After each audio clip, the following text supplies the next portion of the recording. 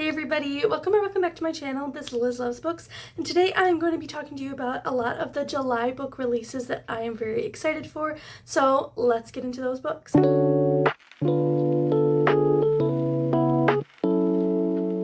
we're going to start off with July 7th. There's quite a few releases this day, and the first book I'm going to talk to you about is called Every Version of You by Natalie Messier. The Goodreads synopsis says, Joey Vasquez's life is the definition of good on paper. At 32, she's a Los Angeles lawyer on the cusp of making partner, but while she's a professional success, she's a personal disaster. I love that she's 32. That's awesome. I'm going to be 31 this year, so characters closer to my age is really great to see. Her social life mostly consists of nights spent watching TV with her elderly cat, and life isn't quite what she dreamed when she was younger, but really, whose life is? Truth. But a dinner party with the best friend she's secretly pined after for years, and its aftermath changes everything. When Joey's given a second chance at life, she finds herself in college again. Armed with memories from her first life, Joey is certain she's come back to finally convince the one man she ever loved to love her back. So why does she find herself strangely drawn to the man she thought she hated? This is giving like magical realism vibes, and a lot of the books that are on this list have magical realism in them, which is really interesting for me because it's not typically something that I read, but apparently my mind's like, no, you need to try to read it and maybe you'll love it. Fingers crossed I do. Then again, on the 7th, we have Pretty Dead Things by Kelsey Cox. It's a dual timeline, so it takes place in 2000 and 2025. And in 2000, Isabel Whitmore vanishes at Sherman Ranch in Anhalt, Texas without a trace. Then we go to 2025, and the annual Lone Star Princess pageant looms, bringing long-standing grudges to the surface. Ingrid fled Anhalt in the wake of her sister Isabel's disappearance and has now returned, just in time for a construction crew to start digging up Sherman Ranch. The pageant brings up past traumas that Melanie can't forget. Kat, newly sober, starts to feel threatened in ways that bring back old demons, and Sarah Lynn, who comes from a long line of pageant winners, knows that losing is not an option. When old resentments and new confrontations reach their boiling point, temperatures drop to deadly degrees as a record-setting storm brings down the state's power grid. With everyone trapped under one roof, scores will be settled, and more than one person will end up dead. Some secrets are better left buried. So, closed door, locked room, feels like it's going to be within a very short time period, which I love that in a thriller. And then probably my most exciting book for this video is, again, on July 7th, we have Into the Fading Twilight by Catherine Cowles. It's book 2 in the Starlight Grove series. This is a romantic suspense series. Catherine is known for writing romantic suspense, and I've been on a big binge of her other series, Sparrow Falls, and I'm on the last book. So I need to get into the first book and then this one, which is coming out very soon. It says, after a year in captivity, Nova Monroe is back in Starlight Grove, but she's not the same woman who vanished. She lives on the edge, chases adrenaline, and refuses to be caged again. Cliff diving, mountain biking, anything to feel alive and outrun the memories clawing at her. But the single dad with shadows of his own won't let her face it alone, especially when she finds herself needing a place to stay. Cole Archer has made it his mission to protect her. As a Forest Service investigator, he's no stranger to rugged terrain or battling for control. But nothing prepared him for Nova. Her fire, her fight, the way she makes him feel something he thought was lost. The closer they get, the more dangerous things become. Someone doesn't want Nova to move on, and Cole is determined to stop them no matter the cost. Because for the first time in forever, Nova's not just surviving. She's learning how to live, how to trust, and reminding Cole he can too. But as darkness looms, the truth could destroy them both. It just sounds so good, and her books are so bingeable and so easy to read. I usually read them in a 2-day span, even though they're 400 plus page books, and the font in her physical books is pretty small, but she just has a way of writing that makes you just want to keep turning the pages. So next up, we have The Roommate Rule by Georgia Stone, still on July 7th.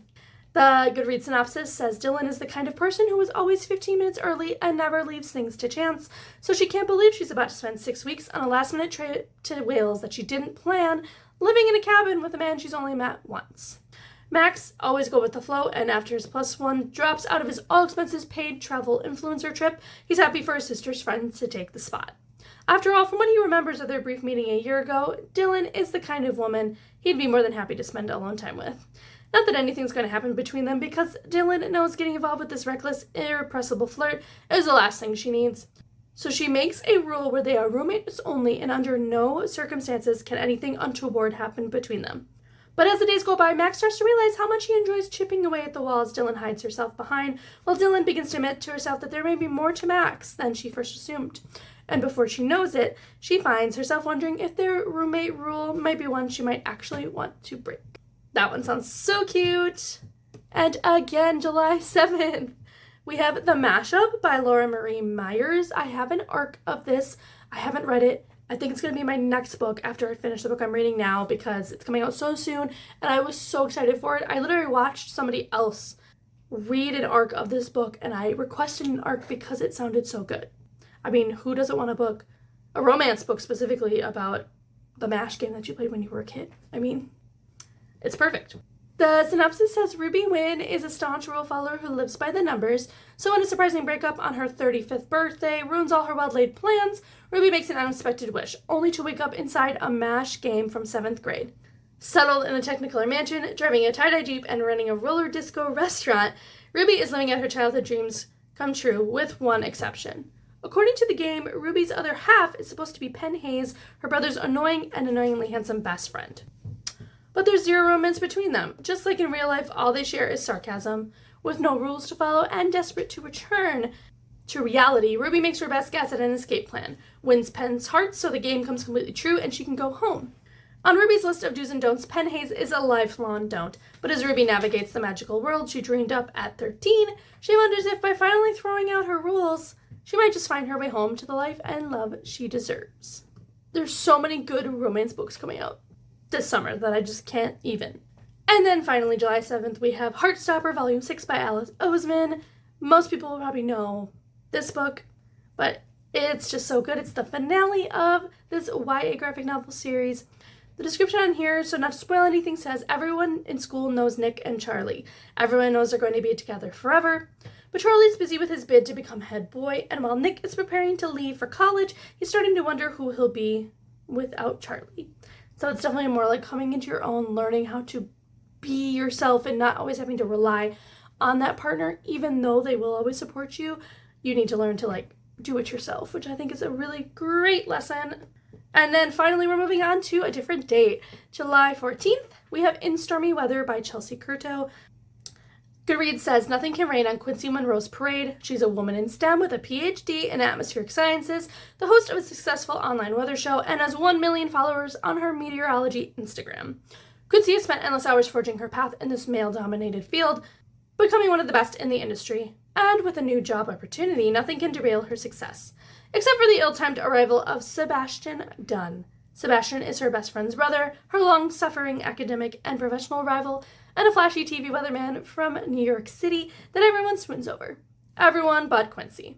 Over a scorching Florida summer and record-breaking hurricane season, Sebastian and Quincy are forced into close proximity.